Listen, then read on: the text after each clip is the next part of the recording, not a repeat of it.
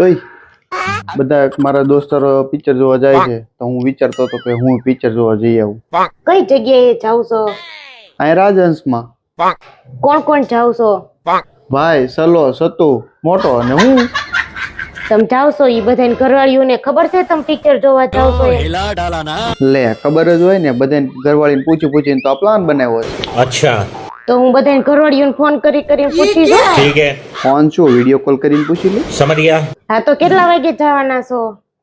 8 વાગ્યાનો શો છે. તો કેટલા વાગે આવશો? 11 વાગે પતશે એટલે નાસ્તો પાણી કરીને એટલે લગભગ 12-1 વાગી જશે ત્યારે આવીશ. હા તો કેટલા પૈસા જોઈશે? कभी कभी लगता है कि पुनीत भगवान है 1500 પ્લસ 100 રૂપિયા આપી દેજે.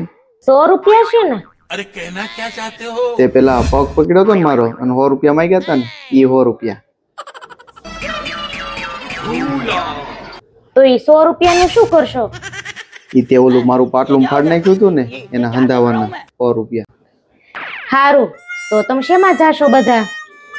બધા પોતપોતાની બાઇક લઈને જવાના છે. તો નથી જવાનું. તારે ના જ પાડવી હતી તો પહેલેથી જ ના પાડી દેવાય ને.